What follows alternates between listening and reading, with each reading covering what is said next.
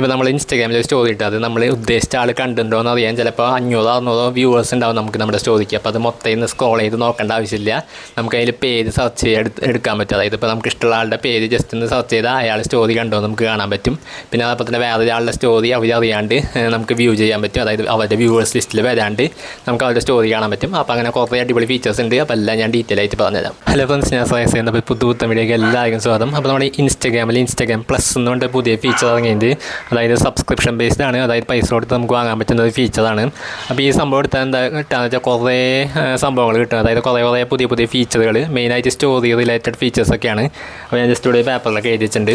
അപ്പോൾ അതെല്ലാം ഡീറ്റെയിൽഡ് ആയിട്ട് നിങ്ങൾക്ക് ഇന്ന് പറഞ്ഞുതരാം. ഞാൻ ജസ്റ്റ് എടുത്ത് നോക്കി. ആദ്യത്തെ മാസം 49 രൂപയുണ്ടല്ലോ, പിന്നത്തെ മാസം 100 രൂപ, അങ്ങനെ എന്തൊക്കെയാണ് അതിൻ്റെ വില വരുന്നത്.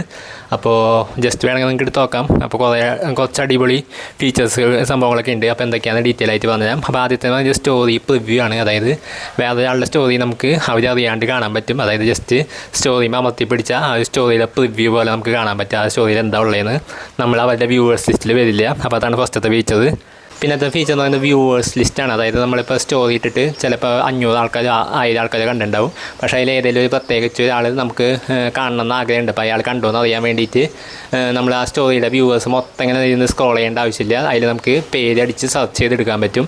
അപ്പോൾ അതാണ് വേറൊരു ഫീച്ചർ ഇതിൻ്റെ. പിന്നെ അതേപോലെ തന്നെ 48 മണിക്കൂർ സ്റ്റോറി. അതായത് സാധാരണ നമ്മൾ 24 മണിക്കൂറാണല്ലോ സ്റ്റോറി ഇടുക. പിന്നെ നമുക്ക് 48 മണിക്കൂർ സ്റ്റോറി ഇടാൻ പറ്റും. എക്സ്റ്റെൻഡഡ് സ്റ്റോറി എന്ന് പറഞ്ഞൊരു ഫീച്ചറാണിത്.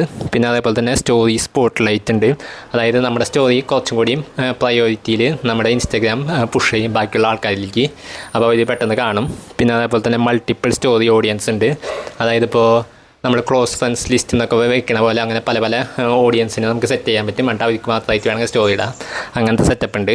പിന്നെ അതേപോലെ തന്നെ ഹൈലൈറ്റിലേക്കും അതേപോലെ തന്നെ പോസ്റ്റിലേക്കും നമ്മുടെ ഗ്രിഡിലേക്ക് ഡയറക്റ്റ് പോസ്റ്റ് ചെയ്യാൻ പറ്റും. അതായത് ഇപ്പോൾ നമ്മുടെ ഓഡിയൻസ് അല്ല നമ്മുടെ ഫോളോവേഴ്സിൻ്റെ ഫീഡിൽ വരാണ്ട് ഡയറക്റ്റ് ഹൈലൈറ്റിലേക്കോ ഇതിലേക്കോ നമുക്ക് പോസ്റ്റ് ചെയ്യാൻ പറ്റും. പിന്നെ അതേപോലെ തന്നെ 6 പോസ്റ്റ് പിൻ ചെയ്യാൻ പറ്റും. ഇപ്പോൾ നോർമലാണെങ്കിൽ നമുക്ക് 3 പോസ്റ്റല്ലേ പിൻ ചെയ്യാൻ പറ്റുള്ളൂ. അപ്പോൾ ഇങ്ങനത്തെ 6 പോസ്റ്റ് വേണമെങ്കിൽ പിൻ ചെയ്യാൻ പറ്റും ഇൻസ്റ്റാഗ്രാം പ്ലസ് എടുക്കുകയാണെങ്കിൽ.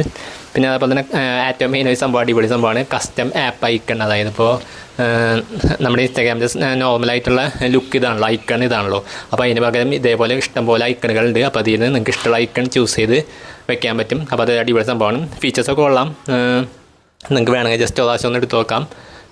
അപ്പോൾ കുറേ സ്റ്റോറി റിലേറ്റഡ് അടിപൊളി ഫീച്ചറുകളൊക്കെ ഉണ്ട്. പിന്നെ ഒരു അടിപൊളി ഫീച്ചറും കൂടി ഉണ്ട്. അതായത് റീവാച്ച്. അതായത് ഇപ്പോൾ നമ്മുടെ സ്റ്റോറി ഇട്ടിട്ട് ആൾക്കാർ എത്ര പ്രാവശ്യം ആ സ്റ്റോറി ഒന്നും കൂടിയും വന്ന് കണ്ടു, അതായത് റീവാച്ച് ചെയ്തു എന്ന് നമുക്ക് അതിൻ്റെ ലിസ്റ്റ് കിട്ടും. പേര് കിട്ടില്ല, എത്ര ആൾക്കാർ കണ്ടു എന്ന് മാത്രമേ കിട്ടുള്ളൂ. എത്ര ആൾക്കാർ റീവാച്ച് ചെയ്തു നമ്മുടെ സ്റ്റോറി എന്നുള്ളതും കൂടി കാണാൻ പറ്റും. അപ്പോൾ അങ്ങനെ കുറേ അടിപൊളി ഫീച്ചറുകളൊക്കെ ഉള്ളൊരു സംഭവമാണ്.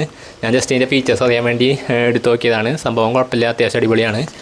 ഈ പറഞ്ഞ ഫീച്ചേഴ്സൊക്കെ കിട്ടും. അപ്പോൾ നിങ്ങൾക്ക് ആവശ്യമുണ്ടെങ്കിൽ ജസ്റ്റ് എടുത്ത് നോക്കാം. അപ്പോൾ ഞാൻ ജസ്റ്റ് ഇതിൻ്റെ ഡീറ്റെയിൽഡായിട്ട് വീഡിയോ ഇട്ടു എന്നുള്ളൂ. അപ്പോൾ എല്ലാവർക്കും അതിൻ്റെ ഫീച്ചേഴ്സ് മനസ്സിലാവാൻ വേണ്ടിയിട്ട്. അപ്പോൾ അത്രയേ ഉള്ളൂ. Okay, by.